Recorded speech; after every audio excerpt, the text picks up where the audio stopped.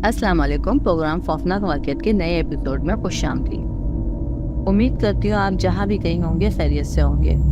आज का मेरा वाक़या थोड़ा अजीब है और ऐसे वाक़यात बहुत कम सुनने को मिलते हैं। दरअसल आज मैं जो स्टोरी आपको सुनाने जा रही हूँ वो एक रेलवे स्टेशन की है, जो कि मुझे इंटरनेट पे काफ़ी रिसर्च करने के बाद मिली। और ये स्टोरी मुझे काफ़ी खौफनाक लगी, तो मैंने सोचा आप लोगों के साथ भी शेयर की जाए। तो ये कहानी एक ऐसे रेलवे स्टेशन की है जहाँ 42 साल तक कोई ट्रेन नहीं रुकी।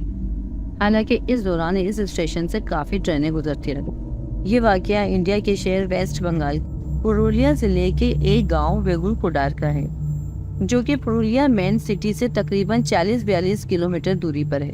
ये बात 1960 के आसपास की है। उस दौरान बेगुनकुडार में कोई रेलवे स्टेशन नहीं था। रेलवे लाइन तो थी मगर स्टेशन काफ़ी दूर था, तो लोगों को ट्रेन पकड़ने के लिए 25-30 किलोमीटर दूर जाना पड़ता था या फिर पुरुलिया जाकर ट्रेन पकड़ना पड़ती थी। तो बेगुनकुडार और गांव के लोगों को काफ़ी परेशानी हुआ करती थी, तो वो लोग अपने गांव के पास एक रेलवे स्टेशन बनाने की मांग करने लगे। बात धीरे धीरे ऊपर तक पहुंची। फिर ये फैसला हुआ कि इस गाँव में एक रेलवे स्टेशन बनाया जाए। उसके बाद काम शुरू होता है और 1962 तक एक छोटा सा रेलवे स्टेशन वहाँ तैयार हो जाता है। अब बेगुनकुडार और आसपास के गाँव वालों की परेशानी दूर हो गई थी। लोग स्टेशन पे आते, ट्रेन रुकती और सब बहुत अच्छे से चल रहा था कि अचानक कुछ सालों बाद उस स्टेशन पे पैरानॉर्मल एक्टिविटीज होने लगी।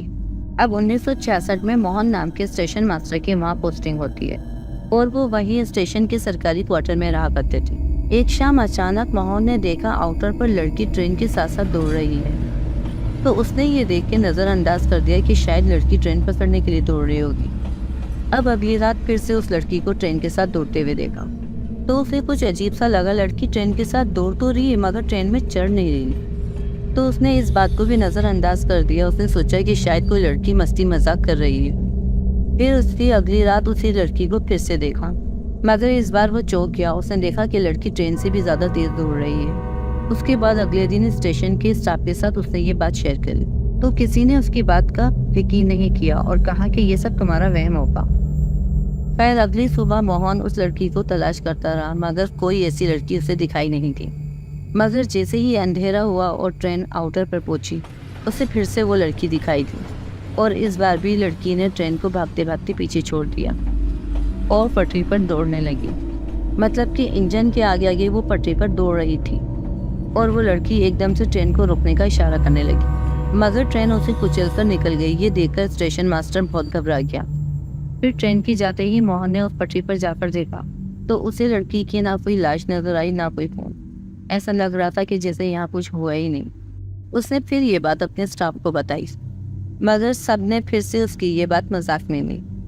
मगर ये सब देखकर मोहन बीमार पड़ गया और काफ़ी दिन तक काम पे भी नहीं आया। फिर एक दिन रेलवे की टीम मोहन के घर पहुँचती है कि वो इतने दिन से काम पर क्यों नहीं आ रहा है। तो पता चलता है मोहन और उसके घर वाले सब मरे हुए पाए जाते हैं उन क्वार्टर्स में। ये एक बहुत हैरान कर देने वाली बात थी। फिर दूसरे रेलवे मास्टर की ड्यूटी लगाई गई और 2 दिन बाद वो भी गायब हो जाता है। जब इस बात को 5-6 दिन गुजर जाते हैं तो रेलवे की टीम तहकीकात के घर से उसके घर जाती है और उस रेलवे मास्टर से पूछते हैं, तो वो भी वही वाक़यात बताता है जो मोहन ने सबको बताए थे कि एक औरत है जो भागते भागते ट्रेन से आगे निकल जाती है और ट्रेन को रोकने की कोशिश करती है।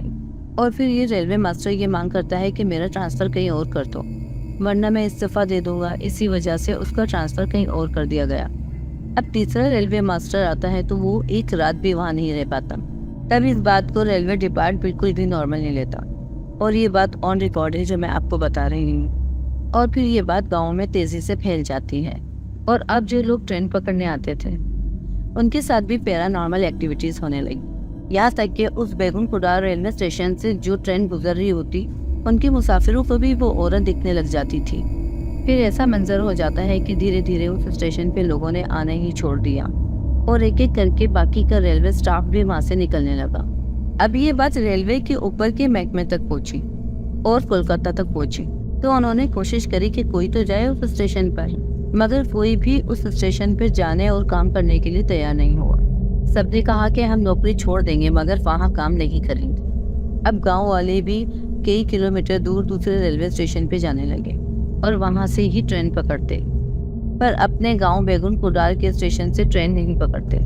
तो जिन लोगों की मांग पर ये स्टेशन बनवाया गया था कि उन्हें सुकून हो और वो बआसानी वहाँ से ट्रेन पकड़ सकें, मगर अब उन्हीं लोगों ने स्टेशन पे आना बंद कर दिया था।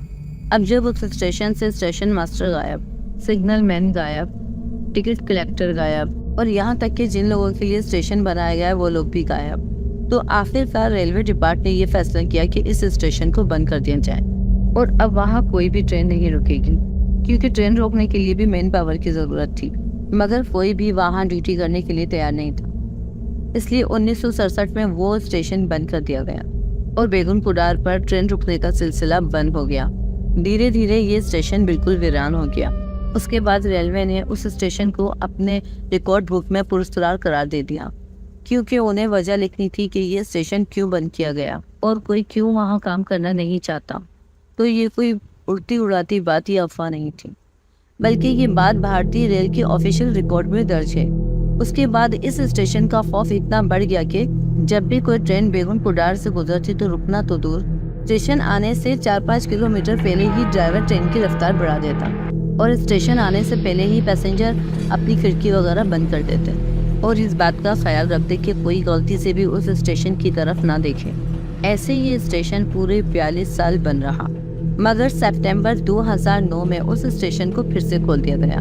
मगर आज भी सिर्फ दिन के उजाले में ही वहाँ कोई ट्रेन रुकती है। शाम 6 बजे के बाद वहाँ कोई ट्रेन नहीं रुकती और पूरे बेगम कुडार के लोग वहाँ 6 बजे के बाद नहीं आते और शाम के 6 बजते ही रेलवे का सारा स्टाफ वहाँ से निकल जाता है और आज भी शाम के 6 बजे के बाद ना कोई उस स्टेशन पे उतरता है ना चढ़ता है। तो उस खौफनाक पुरस्कार लड़की की वजह से एक स्टेशन 42 साल तक बन रहा, जिसका डर आज भी वहाँ के लोगों के दिलों में मौजूद है। तो ये थी आज की स्टोरी जो मैंने आप लोगों के साथ शेयर करी। उम्मीद है आप लोगों को पसंद आई होगी और वीडियो अच्छी लगी तो लाइक और शेयर ज़रूर करिएगा। और अगर आप लोगों को खौफनाक वाक़या सुनना पसंद है तो मेरे चैनल को सब्सक्राइब कर दें और बेल आइकन को प्रेस कर दें ताकि मेरी नई आने वाली वीडियो आप तक बआसानी पहुँच जाए। तो निशा खान को दीजिए इजाज़त, इस उम्मीद के साथ कि आप लोग अपना बहुत ख्याल रखेंगे। तब तक के लिए अल्लाह हाफिज़, अल्लाह ने के बाद।